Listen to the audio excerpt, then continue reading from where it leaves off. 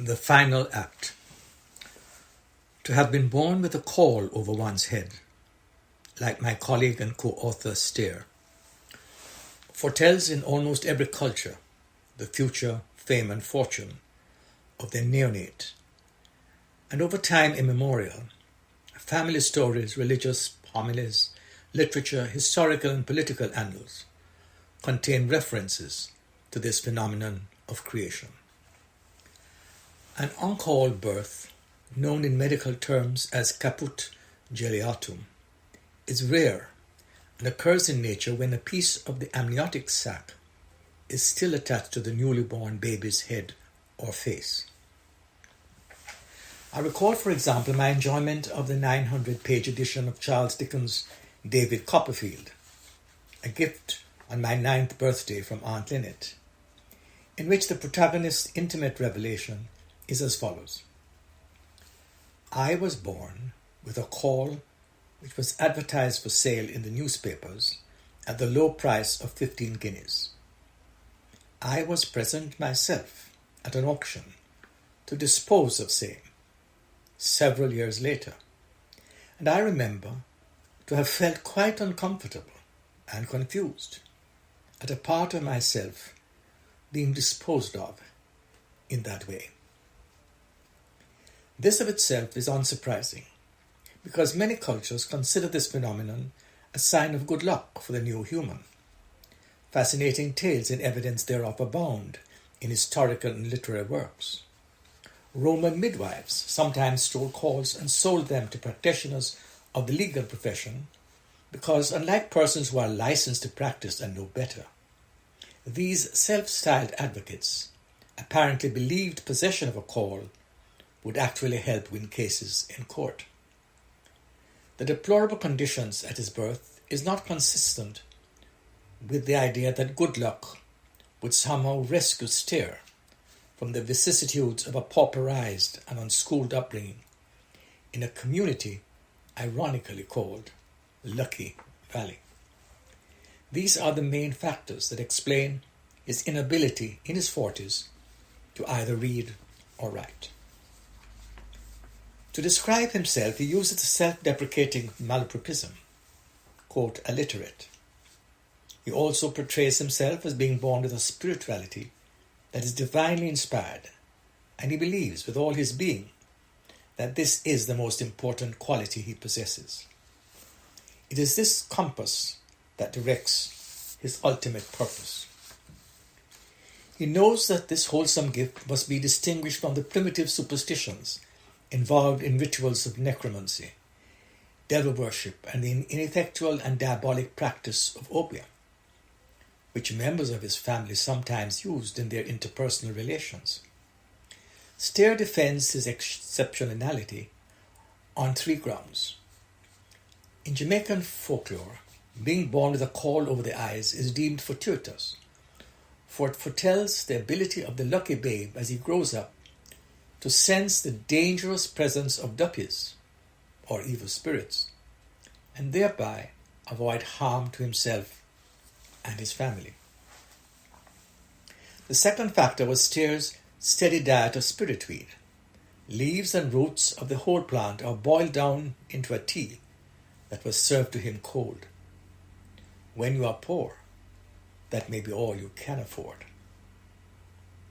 Referring to his Aiken ancestry and the reputation of Queen Anne, he also understands from experience the natural and spiritual benefits of spiritweed, which was also a favourite of the Windward Maroons, particularly in their war against the slave system of Jamaica in the 17th and 18th centuries.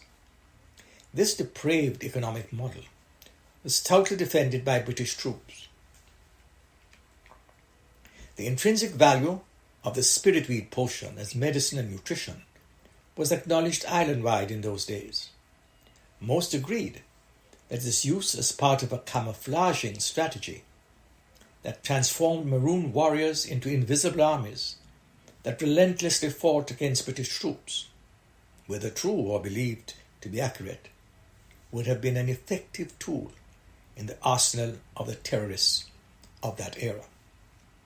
It is Steer's conviction that this ability is what led to the heroine whose life and final act have chosen to celebrate. She is Jamaica's only female national hero, the indefatigable Queen Nanny of the Maroons, whose effigy is currently engraved on the Jamaica $500 bill.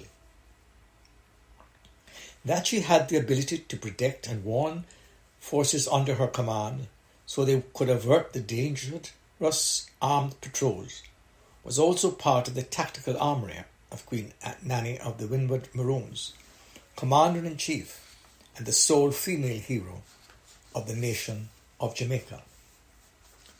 When this military post was exposed and assaulted by the British, it withstood under her instructions multiple attacks before falling, a feat which enhanced Nanny's reputation as someone possessing not only a high degree of spirituality and supernatural powers, but the brain power of a fearless military tactician.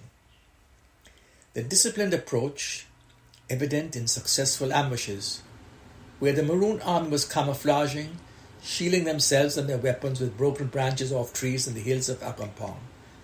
Their entire weaponry led to rumors of war campaigns that highlighted the colonial army's conjecture that elevated Nanny's brilliance to magical and supernatural power. As well, they struck terror into the hearts of distant colonial administration in England, shivering in the dark corridors of Whitehall. In fact, the same sort of battle strategy was used in Act 5 of Shakespeare's tragedy Macbeth, when he is told, just before his final defeat in battle appears imminent, that Birnam Wood had moved to Dunsinane. However, this is an optical illusion, a tactical method utilized by Malcolm to gain advantage over Macbeth. Malcolm had instructed his soldiers to camouflage themselves as he believes the branches will disguise the number of troops, giving him a military advantage.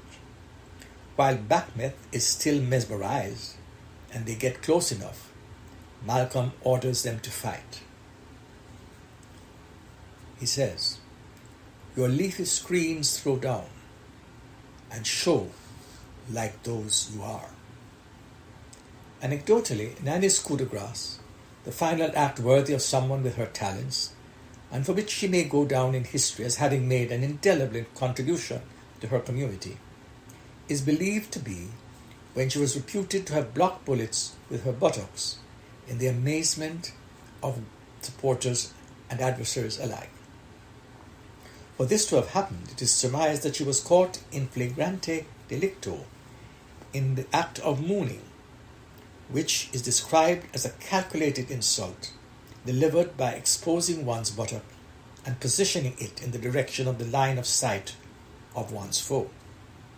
This gesture was alive and well in the Middle Ages in Britain, and similar gestures by women of other cultures have for several centuries been considered as gravely insulting.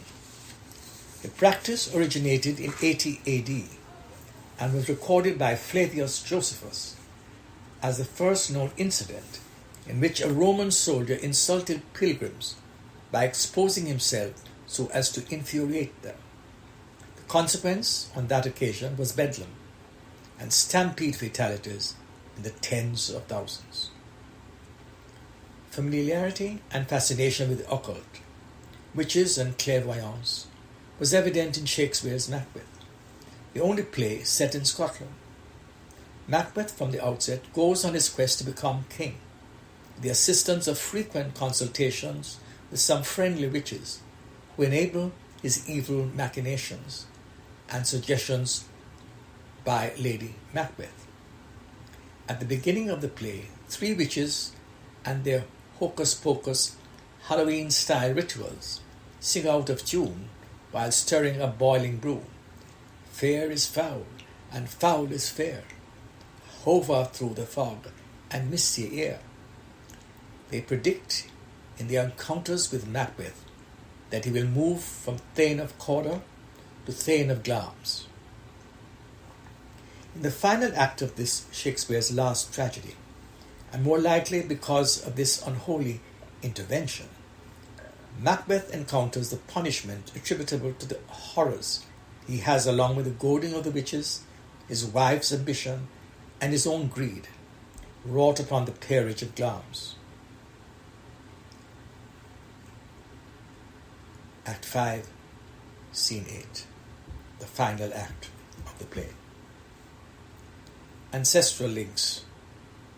My 3 children received their Scottish genes through both parents.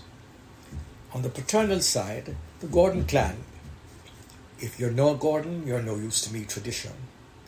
And on the maternal side, we have been able to trace their Belnavis ancestry from Scottish settlers in Jamaica back to their family's ownership of lands in the 15th century in the parish of Kinner, Angus. The city centre is 7 minutes from Glamis Castle. The source is the Lairds of Glenglan.